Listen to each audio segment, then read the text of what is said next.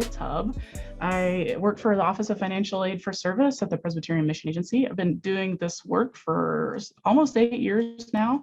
Been working with our scholarship programs and specifically the student loan programs for a few years now. I am passionate about encouraging folks to take control of your student loan debt and making choices to deal with it and to find the resources that they need and to help people with resources. I also am passionate about destigmatizing debt. We kind of are all in this boat together. It's a system that is broken in many ways, and there's decisions that need to be made to be able to have an education. And I don't believe that we should all be tortured for our entire lives because of those decisions. So we're here to help. We are excited about the opportunity to do this with you. There's been a bunch of changes that Kevin will get into later that really open the door to student loan forgiveness to more people and give people a chance really for a second chance or a third chance when maybe you've been told no before or have been discouraged. This is kind of your chance. So another reminder, this is being recorded. So as you're asking questions, we love questions. We had some amazing questions on Tuesday, so keep the questions coming. But remember that this is being recorded and this will be posted publicly. So just be a little bit discerning about your questions. We will have a Google Doc that Alex will link soon.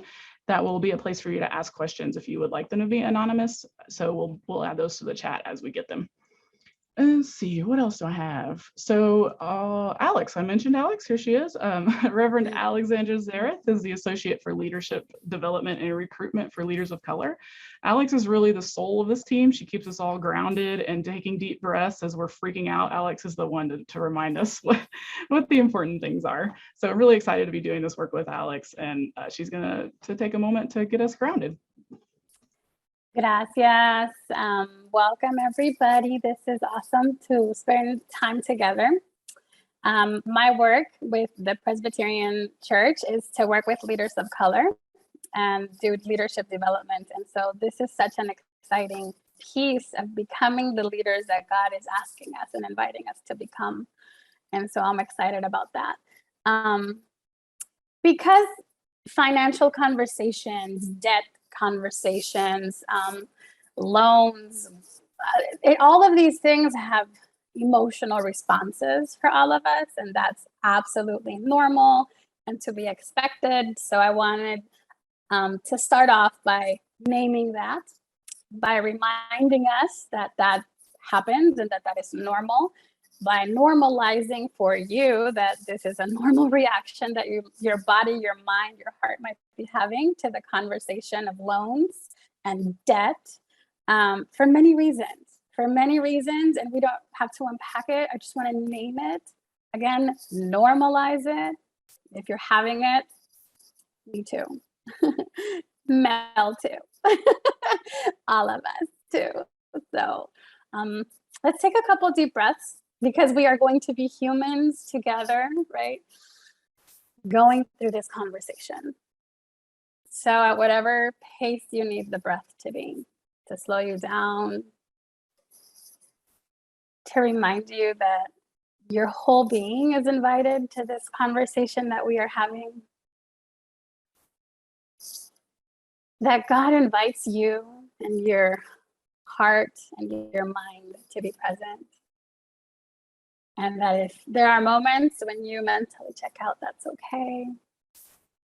And if there are moments when you're like frantically taking notes, that's okay. We invite you to slow that frantic self down. We are obviously recording this, and so you can revisit it later. This is a process. We're inviting you not to a webinar where we're throwing information. We're inviting you into a process, and we will walk together. So just keep taking those deep breaths.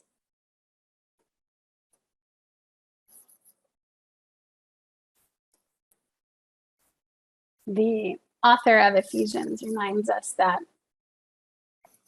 what God wants for you and for me is that Christ will make his home in our hearts so that we trust him, right? That we trust Jesus, that we trust God through this whole thing.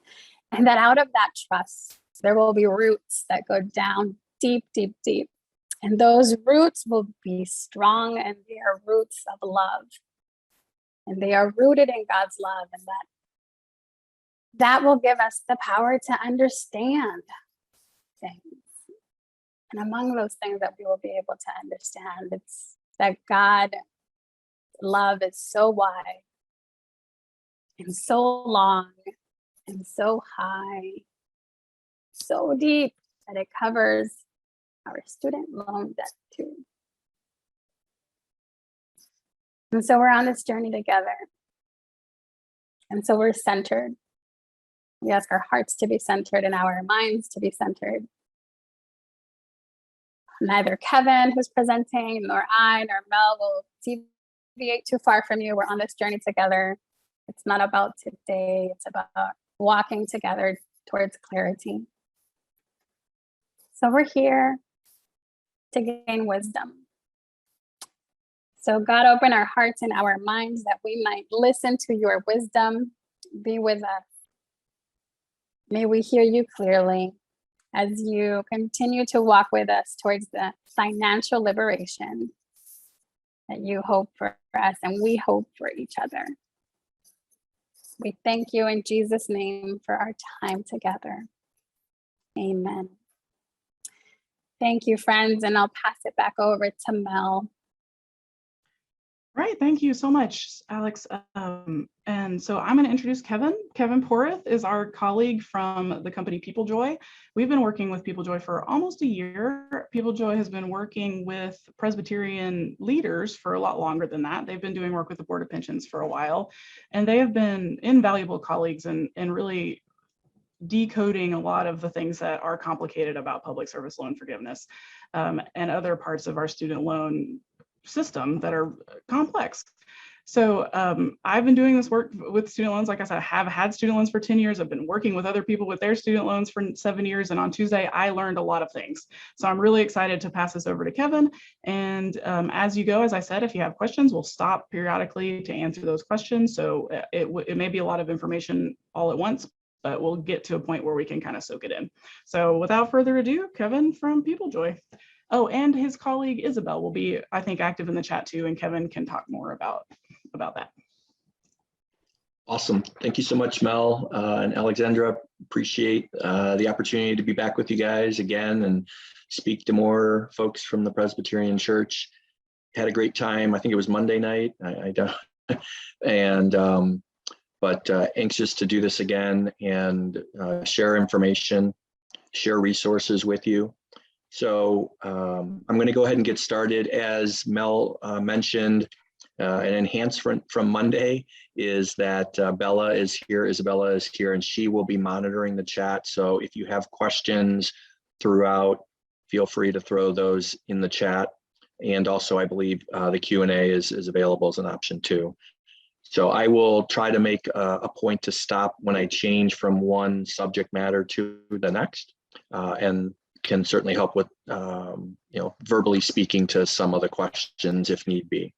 So without further ado, we will get started. Again, my name is Kevin Porath. I work with Peoplejoy. I've been with Peoplejoy for 5 years. And as Mel said, we've been working with the Presbyterian Church for, goodness, probably 3 years now with the Board of Pensions. And Mel reached out, it's been over a year ago. I think it was in the fall of 2020, late November timeframe. She reached out and we got things up and running, I think in June. And we've enjoyed the partnership, worked with a lot of great people and have enjoyed it greatly.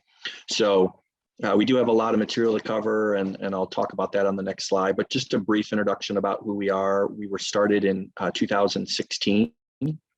And if you'd like to know more about us and really the why behind our company, I would encourage you to visit our website. You can watch and learn a little bit more about our founder, and he's still actively involved in the business. His name's Emeka. He worked in the financial services on Wall Street, went back and got his MBA from Harvard. His wife just finished her residency and she's a physician. So as you might imagine, they have a tremendous amount of student loans and felt like there was a real gap and a real opportunity for folks. And so that's why we started the company and why he started the company. And he was very prophetic in naming the company Peoplejoy, because that's what we do every day. Bella, who's here, and there's one or two others from our organization that are sitting and listening as well. We can all attest to the fact that what we enjoy the most is hearing the joy, and literally we can hear the joy when we get through the process. It comes in the ways of huge smiles. It comes in the ways of exclamation points. It comes in the ways of emails with all capital letters. So we see it and we enjoy it. That's why we enjoy doing what we do. So we really enjoy helping borrowers with their student loans. We spend time understanding the subject area, and it's constantly changing. If you have federal student loans, you know that over the last 12 months, there's been a phenomenal amount of change. And it starts with an understanding of you, understanding your background, understanding your loans, understanding your family and your goals, your resources in terms of finances. So really trying to personalize and figure out a solution that's best for you. And that's really part of what Bella does in her role with us. And what we take great pride in is taking a subject area that's very complicated and making it easier and less complicated. So, and that's what we're going to do today by way of this webinar. So these are some of the topics that we're going to talk about, and there's a lot to talk about with recent updates. Again, if you've had federal student loans, you know that there's been a lot changing. So we're going to talk about the PSLF waiver that was introduced in October of 2021. We're going to talk about servicer changes that's ongoing currently. And we're going to talk about payments resuming in May 2022, maybe. And we'll talk about that. Also want to talk about loan forgiveness. I know that's why a lot of you are here, and that's what we do every day. And we want to spend a good amount of time on that, as well as just comparing and contrasting consolidation refinancing, as well as deferment and forbearance. So again, lots to talk about. We'll end with some resources at the end that are available to you by way of the Presbyterian Mission Agency, MELO, and we'll talk about that. So let's just jump in and get started. We're going to talk about the PSLF waiver.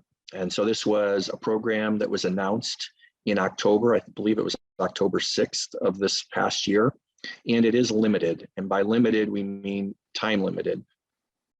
This program is in place until October 31st of 2022, which is a nice, easy date to remember. It's Halloween.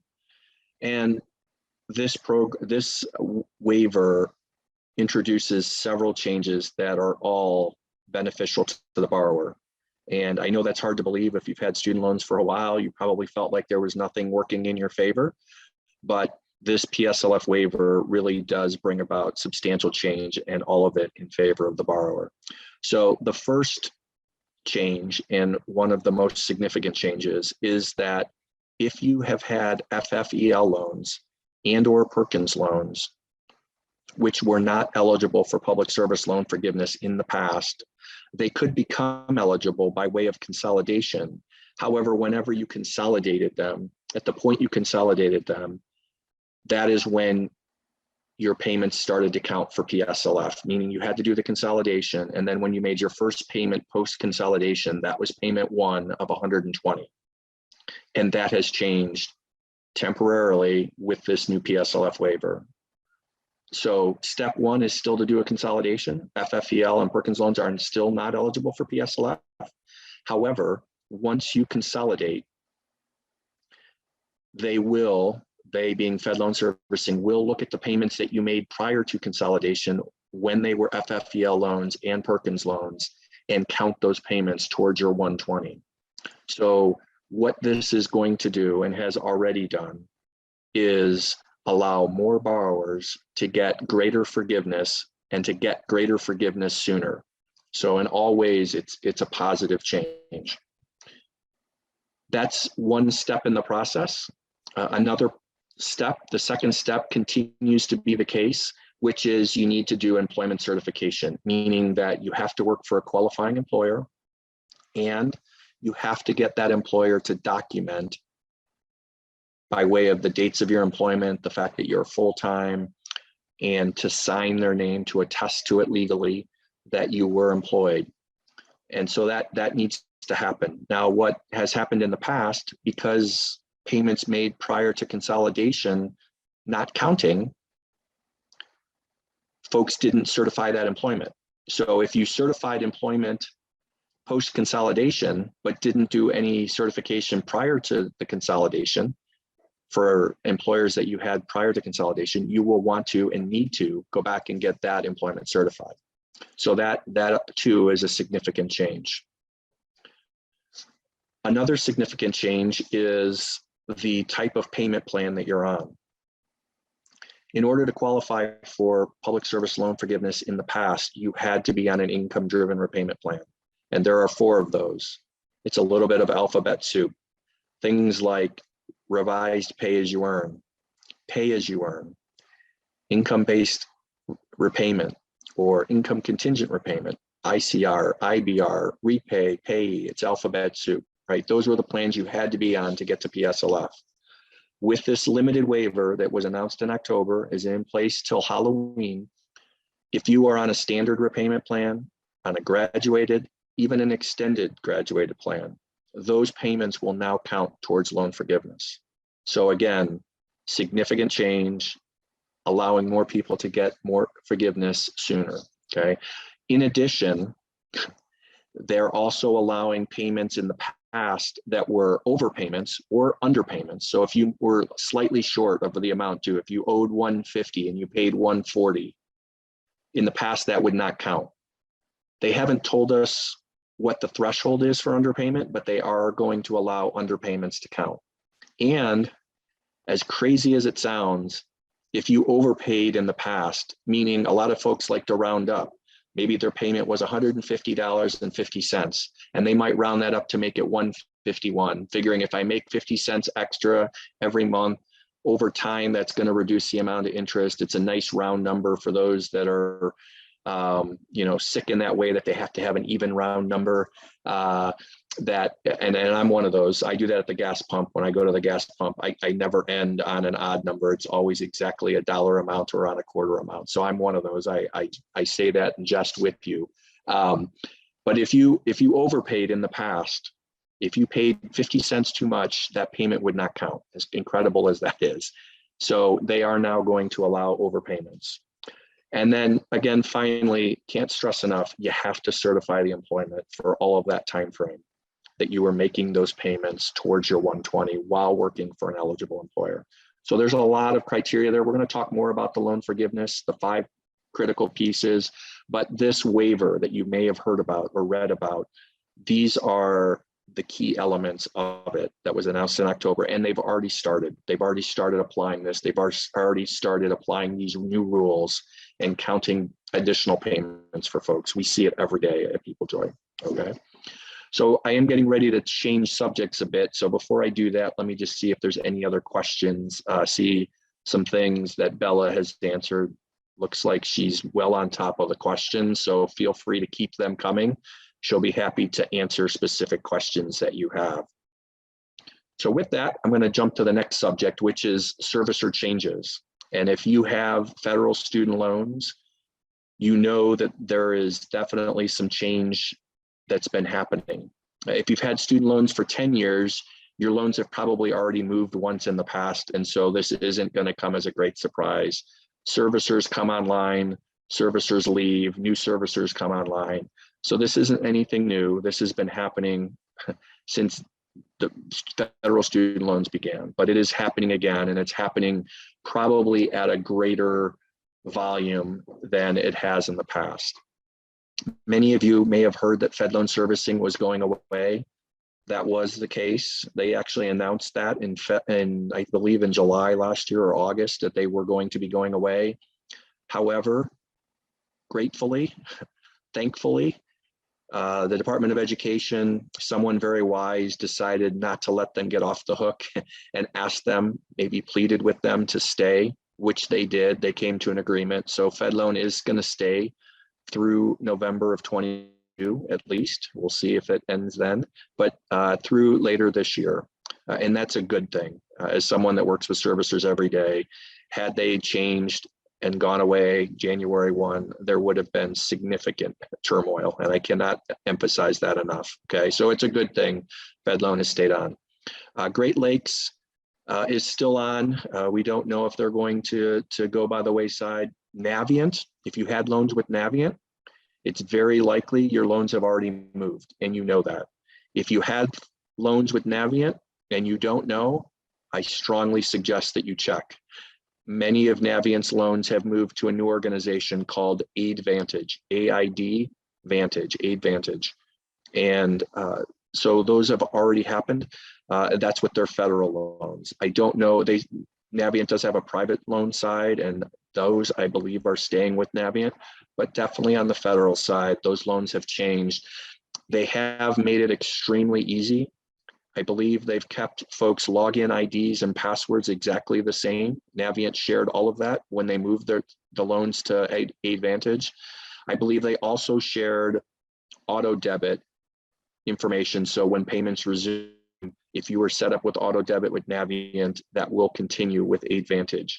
They shared that information. You should obviously check that, but they went the extra mile in moving the loans from Navient to AidVantage.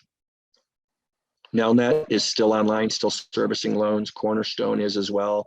Mohila has. If you had loans with Granite State Management, you probably know your loans have already moved. If you had loans with Granite State and you haven't looked in a while because payments haven't been happening, you should definitely check your mail. You should definitely check your online statements.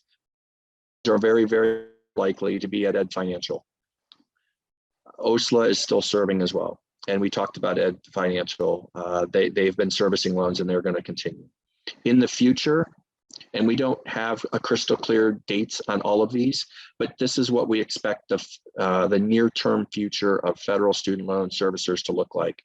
Ed Financial, which we just talked about, FH Kahn and Associates, Maximus, which is kind of the holding company and they're using AidVantage. So Maximus does a lot of administrative type work. They're essentially an outsourced third-party administrator, and they do a lot of administrative work. Their federal student loan business is called AidVantage, and those are the loans that came from Navient. And then Mohila, who's been servicing loans, and Texas Guaranteed Student Loan Corporation, Trellis. So this is what the near-term future of federal student loans will look like. And just some helpful hints as it relates to servicers moving. We strongly recommend if your loans have been at one of these servicers that is likely going to go by the wayside, that you download your payment history so that as you might imagine, many of these servicers are quite large. They handle literally millions of accounts, and it's not unreasonable to think there may be a hiccup. Hopefully there isn't, but it's not unreasonable to think there may be a hiccup. So you'd like to have a copy of your payment history. You can go into your online account with your servicer and download a PDF of that, especially if you've been with a servicer for a number of years. We see this frequently when we're working with folks on public service loan forgiveness, where their loans have moved from one servicer to the next. The payments that are usually the ones that we're fighting for, where there's issues, are the oldest payments. And your bank only keeps banking records for 7 years. So if we're looking to chase down payments that came out of your bank account from 8 years ago or 9 years ago, you won't be able to get those from your bank. So if you've been with one of these servicers, if you were with Navient for many years, strongly recommend that you download and keep a copy of that just in case. Hopefully you never need it. If you've already started down the path for public service loan forgiveness, any documentation that you have on that, any letters acknowledging how many months of certified employment you have, what your payment count is towards PSLF, definitely keep copies of those. Create a folder online, just throw it all in there. You might need to compress it if you have enough years of records, right? But whatever you need to do, just keep a PDF of those. Hopefully you'll never need it. Hopefully 3 years from now, you'll just dump and discard that entire file because there was no issues. But if things don't go smoothly, you will definitely wish that you had done that. So encourage you to do that. All right, getting ready to talk about loan forgiveness, which is, I know, why most of you are here, the that you're most interested in. So before I jump to that, let's check on the chat a little bit. Yes, I see some people are already starting to ask about forgiveness. No surprise there. It's our favorite part of the job as well. Yes, I'm seeing some good questions in here. Yep. Stephanie affirms that all of her stuff from Navient stayed the same when she changed. So we have someone that can attest that that is the fact. Yes, and I forgot to mention probably one of the most exciting things, and I'm definitely seeing some questions related to it, is that prior to July of 2020, folks that worked in proselytizing, preaching, were not eligible for public service loan forgiveness. That changed in July of 2021. And so it took us many, many months to get a firm answer from the Department of Education asking if that new change was only for payments made after July of 2021, or if they were also going to count payments before July. And we got very, very definitive confirmation, I believe it was in early November, from the Department of Education that they would in fact count past payments. So if you were working in a capacity of preaching prior to that, they will count that. And either further affirmation, the final affirmation, the most important affirmation, just last week, we had the first person that we've been working with from the many, many, many from the Presbyterian Church received her forgiveness last week. So she was beyond thrilled. And I'm sure much to the dismay of folks from the Board of Pensions, this person actually came to us by way of the Presbyterian Mission Agency. So we've been working with Board of Pensions, I think like for 3 years. We've been working with Presbyterian Mission Agency for like 6 months or 7 months. And our first forgiveness came by way of Presbyterian. It's not really a competitive thing, but nonetheless, we're thrilled because there's now definitive proof that it will get certified and it will lead to forgiveness. So exciting news for all of you that are here in the webinar. So we'll start right with public service loan forgiveness, and this is the one that we work the most with. There are other forgiveness programs, but this is the one that we work with the most. And as I've alluded to previously, there are 5 key things about public service. So public service loan forgiveness requires 10 years of payments while working in a public service capacity, working for a nonprofit, working for the government, working for other nonprofit type entities, foundations, those sorts of things. That work counts. You have to have both the employment and be making payments. So the first step is requesting a qualifying repayment plan. And what's a qualifying repayment plan? Well, that's the alphabet soup I was talking about earlier. Those are the 4 income-driven repayment plans, right? That is income-based repayment, income contingent repayment, pay-as-you-earn, or revised pay-as-you-earn. And if I ask many of you what your repayment plan is, you probably don't know. And you are a normal human being if you don't. Most people do not know. Many people are on standard. Some folks have had to resort to graduated or extended graduated because they're limited in finances and they needed a lower payment option. Those are all various options. But to be eligible for public service loan forgiveness, under normal circumstances, you have to be on an income-driven repayment plan. Now, right now, we are not in normal circumstances because we have the waiver, but nonetheless, it's important to know that there are certain plans that qualify.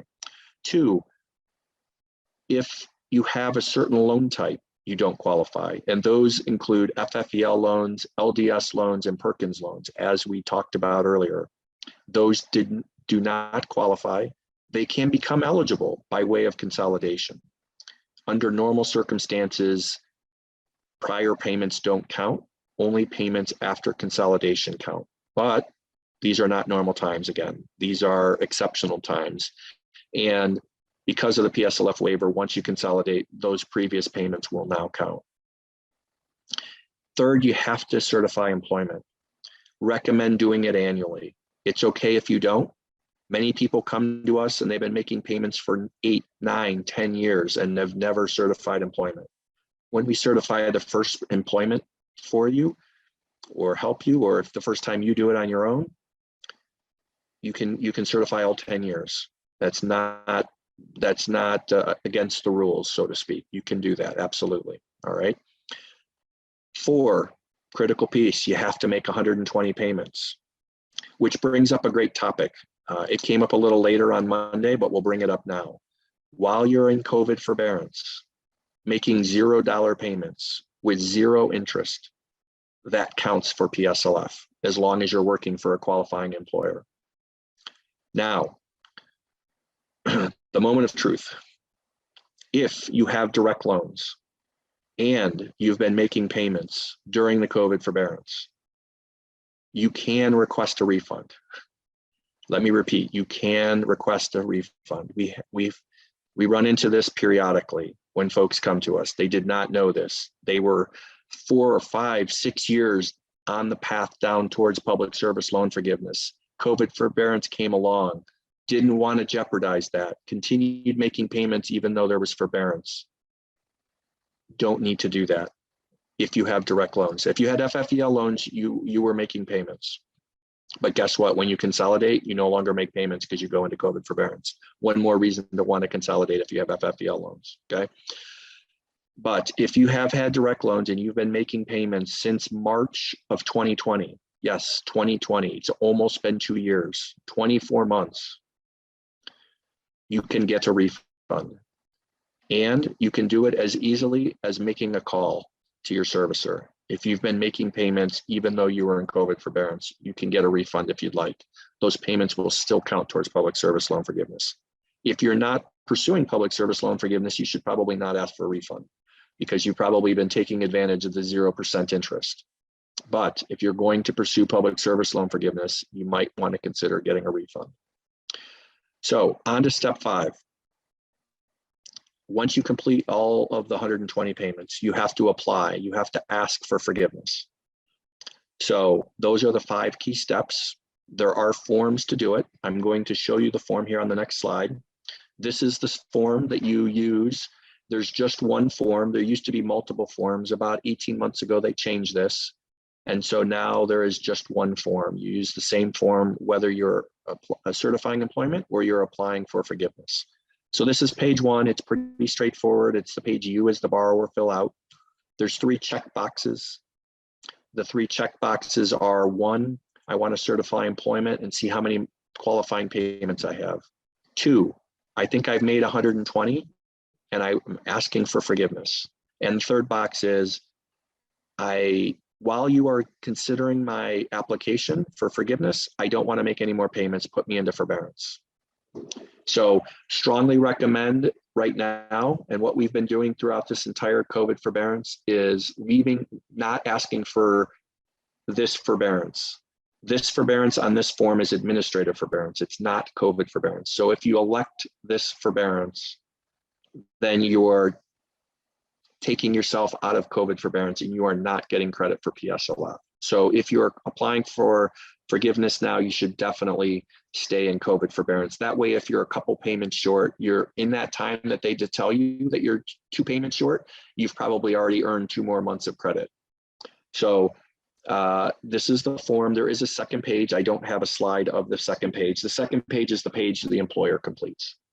And on that page, they're going to provide information like their tax ID number, your dates of employment, when you started, if you're still working. Are you working part-time or full-time? How many hours a week are you working? And then they have to sign and date. They have to attest to it legally. So this is the process for public service loan forgiveness. I'm going to go into it a little more detail. And then but I do see there's a lot in the chat. So I'm just going to check in to see if there's anything urgent that needs to be spoken to. Let's see here.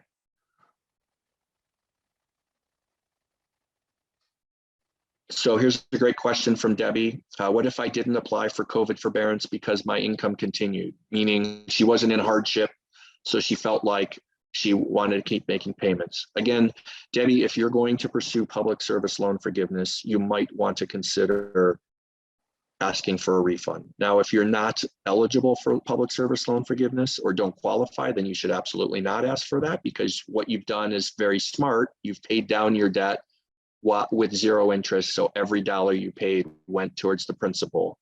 So it really depends on, are you on path to public service loan forgiveness?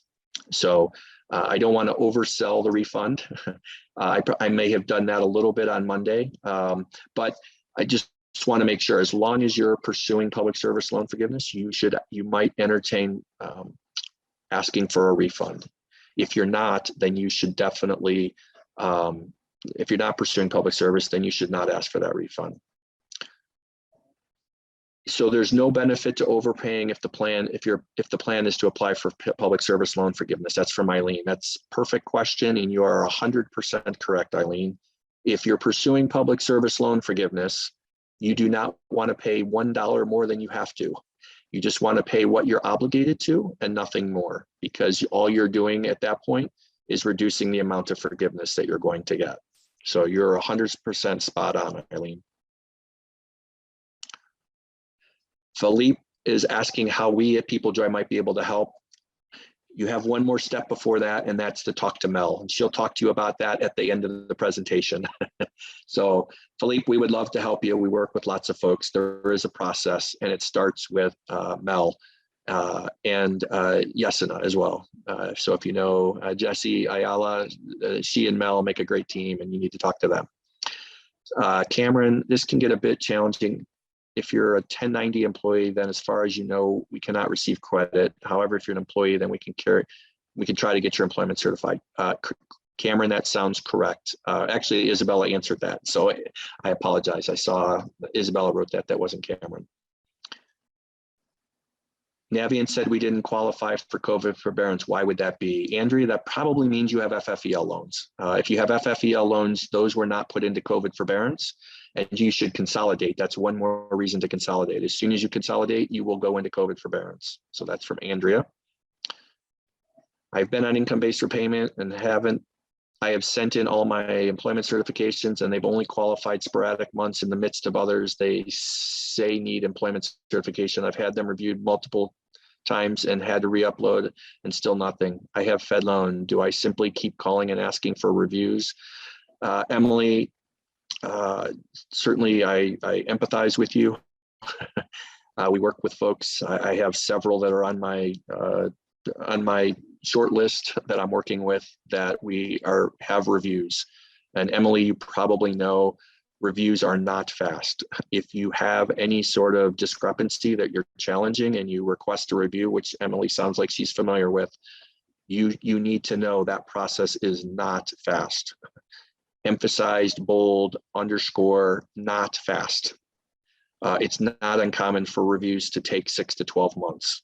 So just when I say not fast, I mean really not fast, okay? Emily, I don't know if you've certified employment since the PSLF waiver has come about. You might try that to see if that helps. It will, if you have not submitted certification since the waiver was announced in October of 2021, if you submit a new one, it's going to generate a review of your entire payment history, because they're looking to see if people had payments on FFEL loans. How can I get your phone number? Talk to Mel first. Kevin. Yep. I feel like we just need to take a breath. I know you don't need it. We know. But this is definitively overwhelming for a lot of us. And I want to explain one thing that's really important. A lot of you, just by the sounds of the questions, right? They're like, how do we get in touch with you? Or maybe that's just me reading. Totally possible. But I want you to know that this is not like a one and done thing, right? We said it early at the beginning here, but for those of you that were not here for that yet, this is a process. This is a program. Mel's office, my office, we're committed to walking alongside you. So as long as you want to be engaged in this work together, we will be engaged in this work together. Our goal is to really need people to help us work with you, right? So that's our goal. So this is not a one and done. It is a process. We're beginning a program this year. We have deadlines to meet, and so we will be working towards those deadlines. But by no means feel like if it's too much right now, that's fine. You don't have to like say it all in the chat. We will definitely have time and space for specifics as we move forward. Mel, not sure if that's all that needed to be said, but I just wanted to pause there before turning it back to Kevin. Yeah, that's awesome, Alex. Also, we will at the end, I'll go over all the options. Mel's got a nice recommendation here from Emily. I know. Thanks, Emily. Oh my gosh, I love you. Thank you. So we do, the PCUSA has resources to help with student loan debt. There's a program from the PMA, there's a program from the Board of Pensions, and then there's also Peoplejoy that is provided through both of those programs. That is also a little bit complicated. You know how things are to know which one you're eligible for. So at the end, I'm going to give you some options for how to navigate that process and what we can do to get you in touch with Peoplejoy, whatever that means to you. So hold off on that and we'll get to that at the end. And then Kevin, I was hopeful that you could talk about I think there's a little bit of confusion about the difference between your loan servicer and the loan type and federal loan or private loan. So if you could talk a little bit about how to determine your loan type. Is it an FFEL? Is it a direct loan? I think that would be really helpful. Sure. I see a few other questions here. Marjorie was asking about AES. So I always like talking about AES. If you have loans at AES, you have FFEL loans. So it can make it easy for you. That is all AES deals with is FFEL loans. I think they may do some sort of Pell Grants and some other stuff too, but 98% of what is at AES, American Education Services, are FFEL loans. Those are loans you will want to consolidate for PSLF or to get into COVID forbearance. So those are just two reasons. What's the easiest way to consolidate? That would be, you can go through studentaid.gov. So the website that you went to get federal student loans, the FAFSA site, you can go to studentaid.gov. When folks work with us, there's a file available through that website that can give us your entire loan history. And so that is one of the first things, if you end up working with us at some point down the future, we will ask for, but you will see. So it's important that you go to your studentaid.gov website and log in. And folks, we have this every day, say, Kevin, I don't know how to log into studentaid.gov. It's been 8 years since I asked for a loan.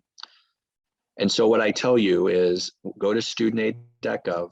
When you get to the screen, it's a nice teal blue, kind of like the presentation PowerPoint slides. In the middle, there's a login button. When you hit the login button, you'll go to another screen where you have to put your login ID and password. And this is where, Kevin, I can't remember it. It's been forever, okay? There's a forgot ID, forgot password. 90% of the people I talk to, and I talk to a lot of people that can't remember them, trust me, remember by using the forgot password, forgot the ID, because those are questions like, what was the name of your first pet? What is your mother's maiden name? And you put the answers in, and you know the answers to those questions. You may not remember your password, but you will remember the answers to your security questions. Most people do. Sometimes we don't, but most of the time we do. Because sometimes your favorite third grade teacher's changed. I mean, sometimes you've thought about it more and you've decided that a different teacher was your favorite. So those things happen, but most people are able to get in. Once you log in, there's a wealth of information on that website. One of them is the process to consolidate. So, but to get to what Mel was talking about, first, there are loan types. Right, and those are direct. Direct are the loan types that qualify for public service loan forgiveness. There are also FFEL loans. FFEL loans, a lot of folks, when they come to us with FFEL loans, think that they don't have federal loans, because what FFEL loans were loans taken out from a financial institution that was backed by the Department of Education. So it was in fact a federal loan, but you got it through a financial institution. Might have been your bank, some sort of credit lender. That's where the loan originated, but it was backed by the Department of Education. So it is in fact a federal student loan, okay? Other loan types, obviously there's private loans. So if you have loans at SoFi or LendTree, those are just a few of many. Those are private loans, and those loans will not qualify for loan forgiveness, unfortunately. Okay, I talk about that later in the slideshow, but just to throw out a few names that are common. SoFi makes really nice commercials, but those are private loans. Those are not federal loans. So if their pretty commercials enticed you to move to them, that is going to be unfortunate for you in terms of loan forgiveness. Okay, in terms of repayment plans, most are going to standard. Many folks are in standard. Now, some folks have moved to another plan, mostly because they were seeking out a lower payment plan. And so there's two paths that people take when they do that. Some folks will move to graduated. If you're on a graduated repayment plan, what that means is you were set on a course where you started at a low amount, and every 2 years your rate increases until your loan's paid off. There's also extended graduated, which just extends it out a little further. So, and then some folks have talked to their servicers and gone into income-driven repayment. Income-driven repayment is, hey, I'm really, this is too much. I can't afford this. They call their servicer. They look at 4 different things that are income-driven. Those are the 4 that you need to be on for PSLF. So you may have moved in the right direction without even knowing it, being on one of those. That's the alphabet soup. It's income-based IBR, ICR, which is income contingent repayment, revised pay-as-you-earn, repay, and pay-as-you-earn. The best way to find these out would be, one, to get the My Student Data file that we asked for, but you don't really want that because it's a text file. It's very hard to read.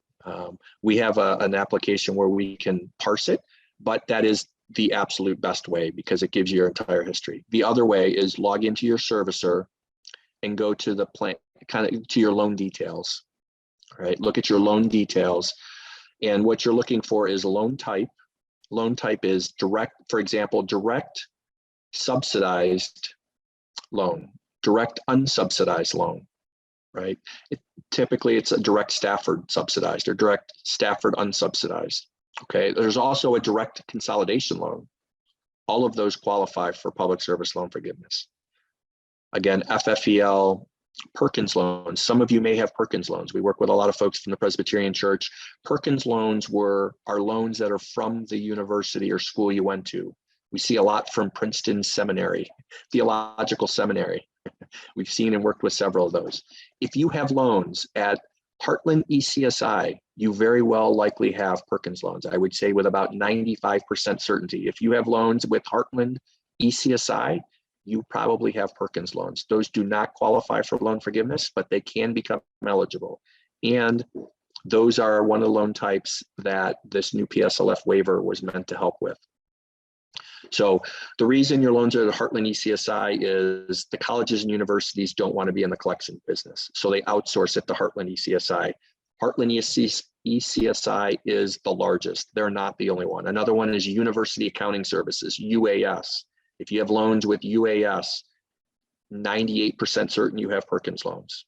Okay, we learned about a new one here this past year called UNISA, UNISA, Perkins Loans, almost always. Okay, those loans don't qualify but can become eligible. Okay, again, we know it's complex. There's lots of layers, right? There's loan types and there's repayment plans, right? Each loan itself has a different repayment plan. Many times they're on the same repayment plan, but they can have different. Okay, so hopefully that helps a little bit. I know it's confusing. I knew nothing about student loans when I started. When I joined Mecca 5 years ago, I literally knew nothing. I had no student loans going to school. I was very fortunate. I worked starting in 6th grade. I was a newspaper delivery. I'm a dinosaur. I used to deliver a daily newspaper. Many of you probably don't even know what that is.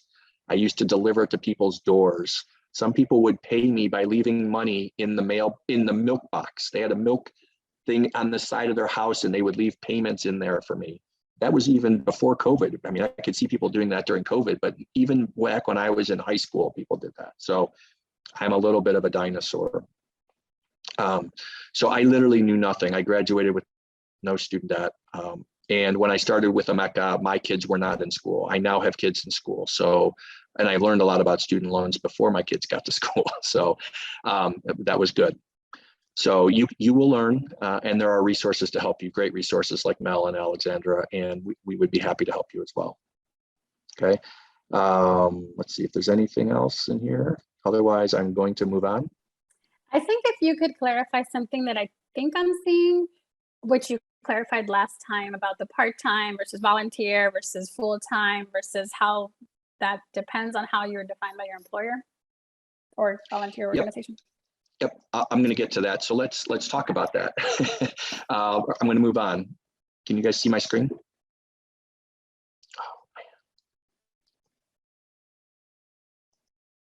Oh, I got to share my screen. I'm sorry. Let me share my screen. Here we go. All right. So what is qualifying work? That's the very next slide. It's like she had a copy of my presentation and knew what the next slide was. She's a mind reader. Literally, she's a mind reader. All right. So to qualify, you have to have 10 years of work in public service, as we've talked about. What's public service? Working for a 501c3 organization. The Presbyterian Church is a qualifying employer, as we mentioned, and proselytizing now qualifies, which it did not prior to last July. If you work in the federal, state, local, or any sort of tribal government organization or agency, that counts. A branch of the military. I was talking to a pastor I don't think it was yesterday, I think it was 2 days ago. I think it was Tuesday. She's down in Florida. She's got a good assignment. She's down in the Keys. And before that, she worked in the Air National Guard in Tampa. Guess what? That's part of the military, right? So great news for her. She didn't realize, oh, wow, that counts too. Yes, that's part of the military. Okay. And you have to work full time. Now, what is full time? Full time varies by employer. Some employers have a threshold of 30 hours a week. Some say 34, some say 36. It varies. Whatever organization you work with, whatever their threshold is, that's what you need to work. Okay. Now, as far as part-time, good news, you can still get there part-time. However, in order to get to part-time, to get to forgiveness by part-time, you have to work at 2 or more qualifying employers, 501c3, government organization, nonprofit foundation that you're part of.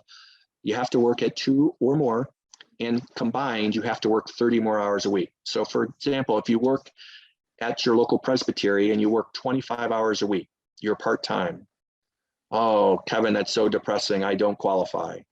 Wait, you mean I work at a school? I work 10 hours a week with an after-school program at the local charter school down the street or around the corner, and it's a nonprofit or it's a school system, which is a government. If it's a public school, even it's a government organization, right? It's a public school.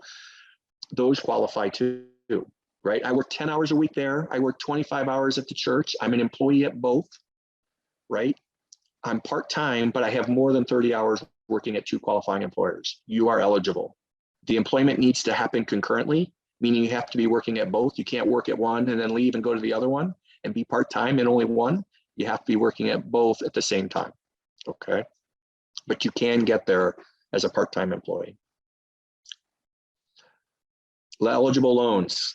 It's almost like Alexander was just like, she played volleyball, I can tell. She was the setter, and I'm the outside hitter coming in, and I get the chance to get the spike, right? She was just setting me up for success. It's almost like we practiced this, which we have not. But she must have memorized the presentation after Monday. She's just so good, she can memorize the whole thing. So here are different loan types. There's direct loans. There's direct plus loans. I forgot to mention those. So there's direct plus graduate loans, right? Direct consolidation loans, those qualify. The ones that can qualify by way of consolidation, FFEL Stafford, FFE Consolidated, Parent Plus loans. Parent Plus loans are tricky. You get to spend extra time with Isabella, so it's not all bad, but you get to spend extra time with Isabella if we're working with you on Parent Plus loans. Those are a little tricky. There's more to that. Okay, Perkins loans. Perkins loans are one of the ones that we talked about with the PSLF waiver. Okay, very, very important. Defaulted loans, private loans, and any consolidation loan, including a spousal consolidation, is not eligible for forgiveness, is not eligible for consolidation first, not eligible for consolidation, and thus not eligible for forgiveness, okay? So again, defaulted, private, and any consolidation that's spousal consolidation. So the ones at the top are eligible, the ones at the very bottom are not, okay? 120 qualifying payments. They do not need to be consecutive. Just need to make 120. So you may make 150 payments before you get forgiveness, because you may have started working for the presbytery. You may have worked for the presbytery for 5 years, and perhaps a family member got sick and you had to leave and you stopped working because you needed to take care of an ill family member. Maybe you stopped working because you started a family and you wanted to start your family and spend time with small children. Maybe you left the presbytery and went to work for a for-profit employer, and you were out of the nonprofit space and employment for a 2-year window. But before you left the nonprofit, you had made 30 qualifying payments. Then you left for 2 years for any of those reasons I just mentioned.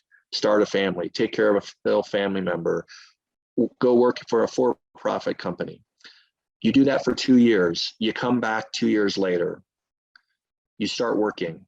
You continue making your loan payments. That's payment 31, payment 32, payment 33. You're not back at zero. You pick up right where you left off. Okay, so it does not need to be consecutive. Okay, it's important to know. Don't lose heart. You're not resetting the clock. Okay, so the key takeaways as it relates to public service loan forgiveness: you have to be on a qualifying repayment plan. Okay, you have to make the 120 payments. There's no end around on that. You do have to make 120 payments. Now, the great thing about COVID, and there's few things that are great about COVID, but one of the few great things is that $0 payments, $0 interest, COVID forbearance counts for public service loan forgiveness. Okay, each and every one of those $0 payments you made, that counts. Okay, so that's great news for you. Now, one of the things I mentioned earlier, and I throw this up, I don't have a slide about it. Well, actually I do, but I'm going to bring it up here because it's a good time to bring it up, is if you, like many folks that we work with, decided to go back to school while the COVID forbearance is going on. Anytime you go back to school to get another degree or to get a certification or whatever it might be, when you go back to school, if you have federal student loans, the Department of Education, they're kind of like, you guys have seen the movie Monsters, Inc., always watching. The Department of Education is always watching, okay? They know that you went back to school. They assume you can't make payments. They put you into deferment. It's called in-school deferment. The assumption is you're back in school. If you are working, you're barely getting by, you don't need to make payments, we're going to put you into deferment. And that's sometimes very helpful for borrowers. However, since March of 2020, we've been in COVID forbearance. When we're in COVID forbearance, how much have you paid? Zero, nada, nothing, right? And you got credit for PSLF. Guess what? If you went back to school during COVID forbearance, while you were in COVID forbearance, they took you out of that without you knowing, probably without telling you, and you are now in an in-school deferment. Guess what? That doesn't count for PSLF. It's horrible. It's one of the most egregious things they've done during COVID forbearance, okay? We work with folks all the time. That is correctable. That can be fixed. You still need to be in school. You still need to be, and we still need to be in COVID forbearance, but you can ask to be taken out of deferment and put back into COVID forbearance. And you can ask, I want it retroactive back to the day that you put me into deferment status, okay? We help folks with that as well. So you can get those months of credit, those months of $0 payments to help you count towards PSLF, okay? So it's an important factor. And I suspect, because we see this frequently with folks from the Presbyterian Church, we also work with a lot of folks in healthcare and a lot of teachers, and they, like people from the Presbyterian Church, a lot of them go back to school for another degree, another certification. It's very common. Okay. But during COVID, that's been a bad thing because they've put you into deferment and basically denied you the opportunity to get credit for PSLF. Okay.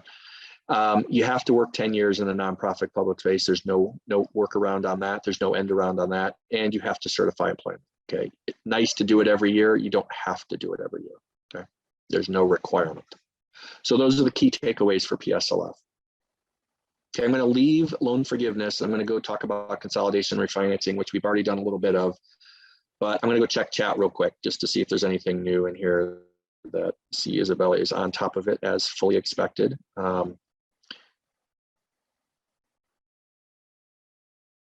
Looks like she's got it well in hand. If a parent works for a 501c3 and has Parent Plus loans, but the student does not, or other qualifying orders, do they qualify? No, the student does not. Okay, a Parent Plus loan is a loan in your name as the parent. That's part of being a parent, paying for your kids. I have 4 of them, so I know. Okay, I speak from experience. You pay for your kids forever. Once you have kids, you pay for them forever. It's just it's a lifetime commitment. Looks like she has these being a volunteer for a nonprofit. That's a great question. You probably need to talk to someone from your nonprofit agency. Do they consider you an employee? Is everyone that works at the nonprofit a volunteer? Will they consider that an employee? You're an unpaid employee of their organization. So you need to talk to them to see if they will do that. Okay. So I can take my Parent Plus loans and put them into my own loans. The Parent Plus loans are yours, Stephanie. First and foremost, those are your loans. That is a different loan type, but Isabella is the expert. So Isabella is the expert. So I'll let her address the Parent Plus loans because that's where they'd end up anyways. So you're in good hands with Isabella answering your questions on Parent Plus loans. Okay. I'm going to go ahead on consolidation and refinancing. A lot of folks think these terms are interchangeable, and while they are very similar, they are not the same. Okay, I repeat, not the same. So consolidation is for federal loans. When you refinance, you have private loans. Okay, so besides the type of loan you have, okay, on a consolidation, you can only consolidate federal loans. You can't consolidate in a private loan. Okay, you can only consolidate federal loans. Many people think when they consolidate that their interest rate is going to change. It's going to go up, or it's going to go down, something. When you consolidate, that does not happen. Your interest rate, while it may look different, it is exactly the same. What they do is a weighted average. So if you have $20,000 of loans with a 6% interest rate, and you have $10,000 in loans at a 5% interest rate, your new loan interest rate, your consolidated loan interest rate will be like 5.66%, right? I had more dollars at 6% than I had at 5%. So my new interest rate is going to be very close to 6% and not 5%. Your 5% loan didn't increase. They just did a weighted average, okay? When you do a consolidation, no credit check is required. Now that's funny because I help people fill out the forms and they ask for references. So when you fill out a consolidation, you still have to provide references, but no credit check is required, okay? Now refinancing, this is when you're working with some sort of private lender. It might be a bank. It might be someone like SoFi or LendTree, okay? If you have a good credit score, you may lower your interest rate. So in some cases, that's a good strategy, okay? However, when you refinance and move to private, you lose access to things that only belong to federal loans, like deferment, forbearance, and, well, many of you are here, forgiveness. You will lose loan forgiveness when you refinance. So again, I'm not trying to tell you refinance is entirely bad. It's not. It is right for some folks, but you should definitely do your due diligence, because once you go over to private, you can't come back to federal. It's permanent, okay? And a credit check is required. So there are some differences. We have a little handy dandy table here to make it easy to compare and contrast consolidation and refinancing. Are federal loans eligible for consolidation and refinancing? Yes. Are private loans eligible for consolidation and refinancing? No, they are not eligible for consolidation. Yes, they are eligible for refinancing. Does it lower my interest rate? Consolidation? No, emphatically no, okay? Refinancing? Maybe, depends on your credit. If you have really good credit, you might be able to lower your interest rate, okay? Are my loans eligible for forgiveness? On consolidation, it's a maybe. Just because you consolidate your loans does not mean you get loan forgiveness, okay? But it can be a step in the right direction. If I refinance, the answer is a hard no. There's no loan forgiveness if you refinance, okay? Will I save money? And my favorite lawyerly answer, maybe, okay? Depends. The famous words of lawyers, depends, maybe, we'll see, could be, okay? That's the answer for that one. All right, deferment and forbearance. More terms that people think are interchangeable. These are even more similar than refinancing and consolidation. They are very, very similar, but they are not the same, okay? So when you're in deferment, payments are postponed. Interest does not accrue on subsidized loans when you're in deferment. However, if you have unsubsidized loans, interest will continue to accrue. And you have to apply to qualify. Now, by forbearance, payments are suspended. Interest does continue to accrue on all loans, except when you have COVID forbearance. COVID forbearance is the magic forbearance, 0% interest, right? So no interest is accruing. But in normal circumstances, when you go into forbearance, administrative forbearance, interest continues to accrue. So you're costing yourself money, okay? You don't get the money for free. You don't get the loan longer for free. It costs you money. You must apply for and get permission or get approval for forbearance. So we're getting to the end here. I'm getting ready to turn it back over to Mel and Alexandra. Let's see if there's any other last minute questions coming in here. My loans are close to 10 years. My kids have just graduated, so I'll have to pay on those parent loans an additional 10 years. Yes, providing I stay working in public service for that long. Yes, that is all true. Okay. Loans 20 to 25 years old count, right? Yes. Now, loan forgiveness only goes back to, I think it's 2007 or 2008. Bella can probably tell you exactly when it goes back to, but public service loan forgiveness only goes back that far. There are other loan forgiveness options out there, and Bella's probably meant to put them in the chat already. If you cannot get into studentaid.gov account, great question, Krista. There are people that cannot get in. They don't remember their security questions. You can create a new account. It will take several days to get your new account.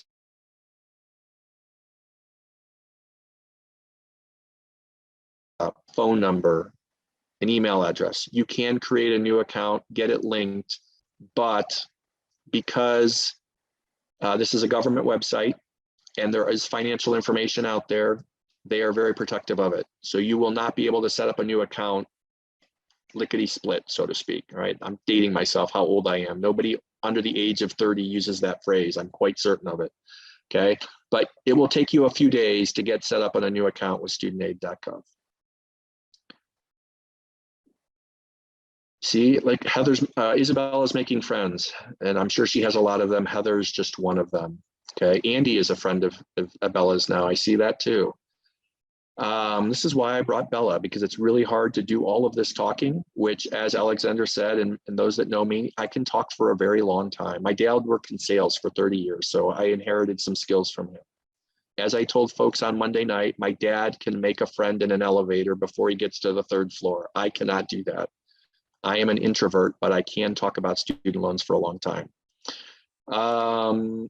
October of 2007, I knew Bella would know the exact date. She's a wealth of information. She's like an encyclopedia. Encyclopedia Isabella. I've only worked 6 years nonprofit. Does that mean I don't qualify for any forgiveness?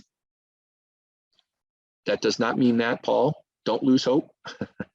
There are other loan forgiveness opportunities out there. However, if you want public service loan forgiveness, which is by far the largest, one of the things I did not mention is there's no limit on public service loan forgiveness. This year, just 2 weeks ago, I believe, one of our clients that we've been helping, now she's a doctor, and as you may have heard, doctors take on a lot of debt, okay?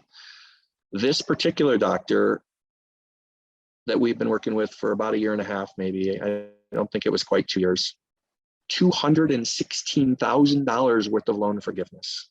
That is the largest loan forgiveness we've ever helped someone get, 216,000. Yes, that's 6 digits long, okay?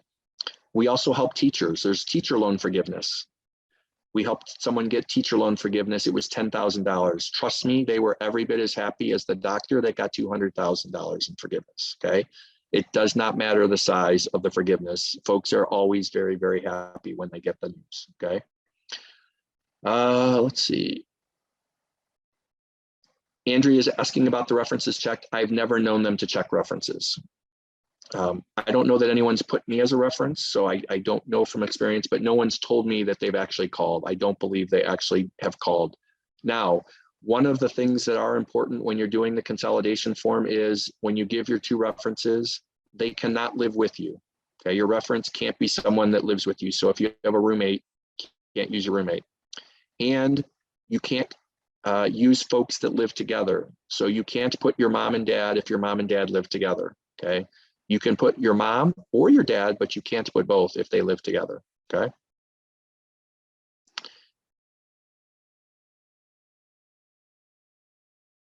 I filled out an application, believe for PSLF online here. Should I still fill out the PDF application? The answer, Jordan, would be, have you heard a response regarding your application? That would be the question. If you have not heard a response from FedLoan about your loans, and it's been 3 months or more, you might want to fill out another one, okay? Does public service loan forgiveness take into account income? Because some plans ask for spouse's income and tax returns, and there's a threshold. Public service loan forgiveness in and of itself doesn't take into account your income, but your repayment plan for your loans takes your income into account.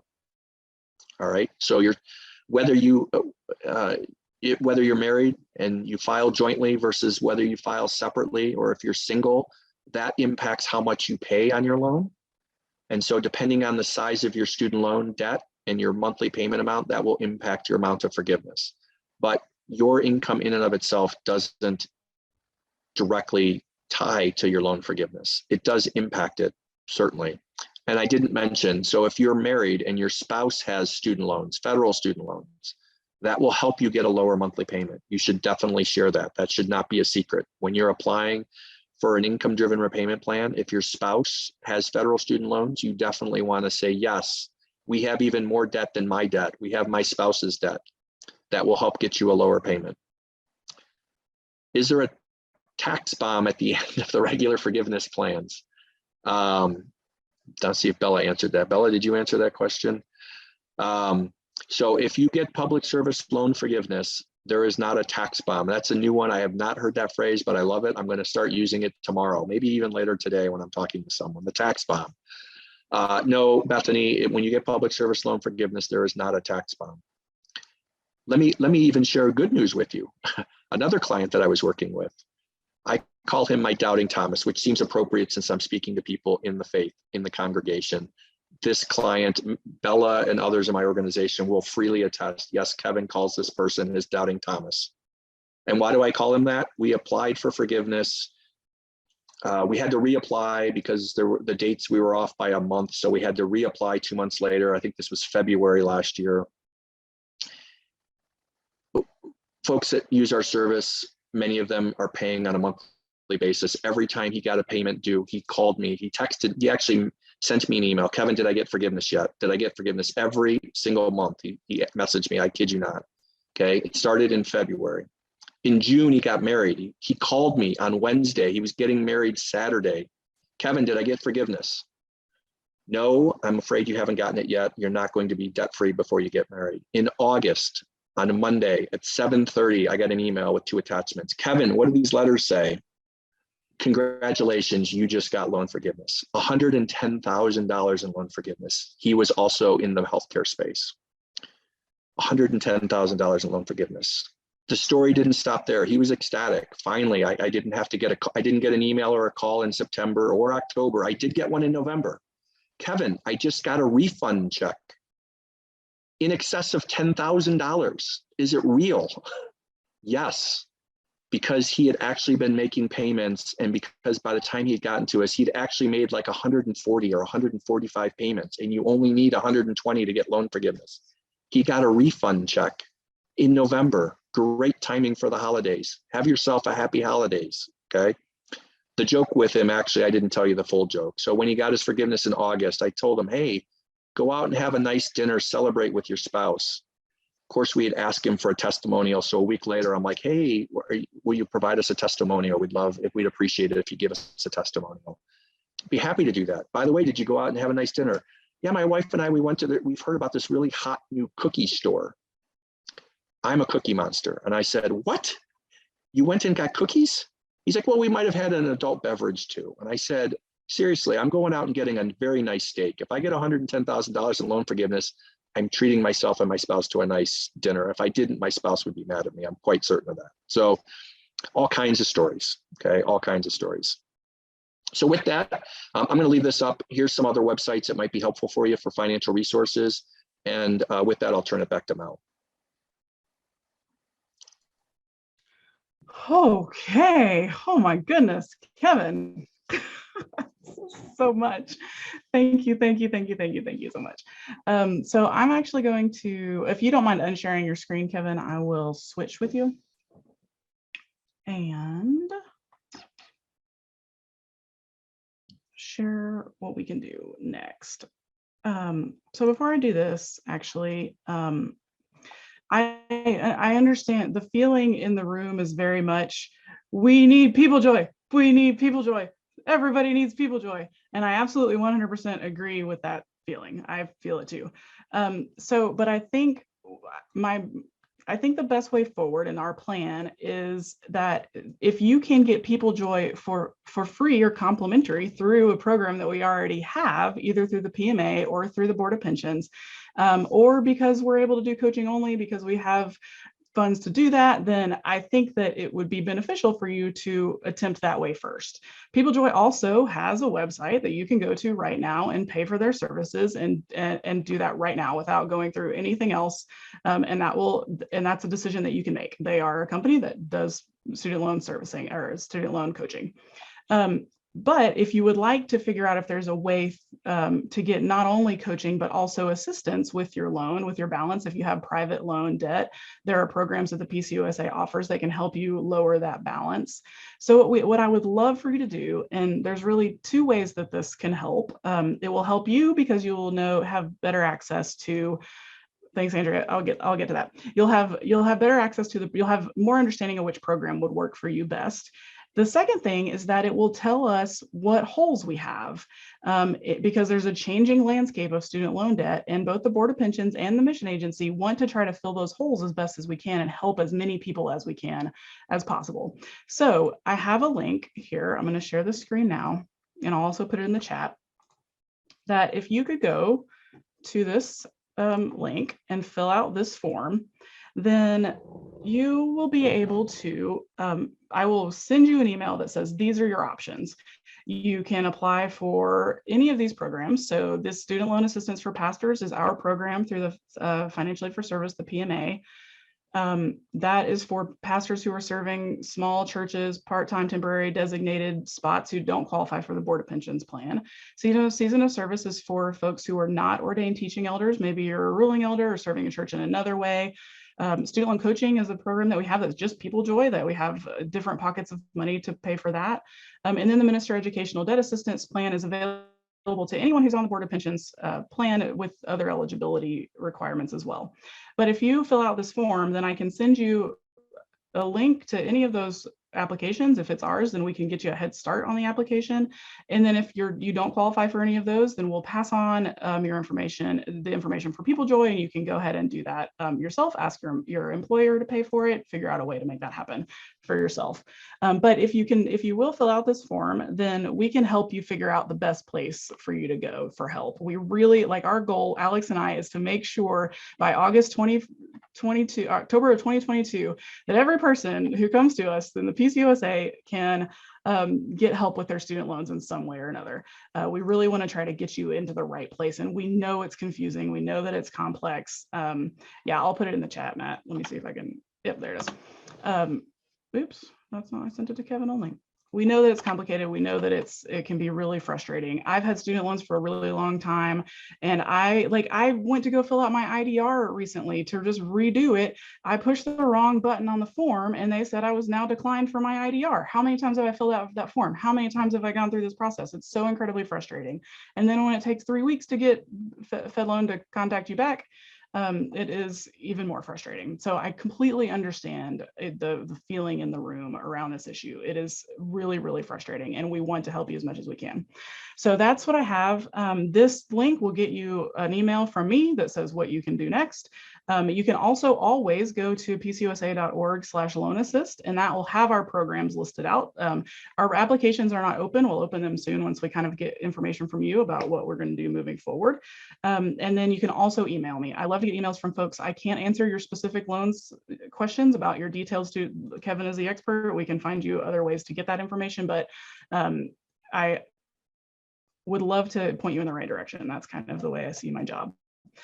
And then let's see, if we know through the Board of Pensions that we don't qualify for some PCUSA, then do we go to Peoplejoy directly? Andrea, I would love it if you would fill out that form. And then I can send you, because I'm working on some things, like there's possibilities that we may not even know yet. So I promise, like, we'll get back, if you fill out the form, we'll get back to you as soon as we can with options. And those options will be more robust the more data we have about what you all need. So it would just be incredibly helpful to me if you could take some time and fill that out. The last thing I'll say is that you can do this. I knew zero things about student loan debt 5 years ago too, and now I know a lot. I don't know everything, and I still have to sometimes ask for help, but you can do this. It is frustrating, and it is complicated, and it is annoying, but you really, really can. It is just forms. It's just bureaucracy, but we can overcome. And I really do believe that. So I think that's all for now from me. Alex, do you want to finish up with something before we move on? Yeah, we'll finish with prayer. And just to reiterate, like, the more we know about our church family, the better we as national staff can advocate for what's needed. So is this like survey? It says it's 7 minutes long. It took me about that much. I was able to put, I don't know, because I don't know. And so we need to know that.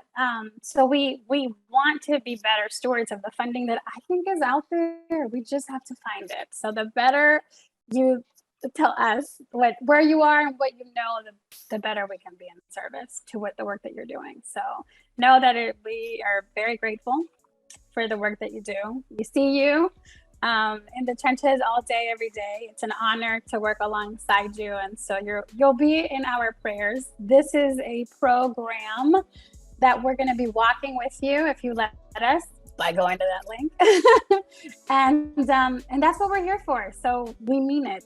We really, really mean it. Let us walk with you towards this path that make it more clear as we move forward together. So we'll stay around a little bit after if necessary, but I will close us up in prayer and honor the time that you promised to give us. And so we're thankful. Gracious God, what a gift that you shared the wisdom that was at creation, setting limits and putting things in places, that you share it with your people. You share it with each and every one of us. Help us just be open to it. Open to the work that you are doing. We want to continue to be faithful and good stewards with all of the resources that you put before us and around us and behind us and over us. And we ask that your grace go with us as we continue to be in your service. Thank you for the team at Peoplejoy that are walking with us We're so grateful. And so with gratitude, we depart this place to continue in service. In Jesus' name we pray. Amen. Amen. Thank you, family.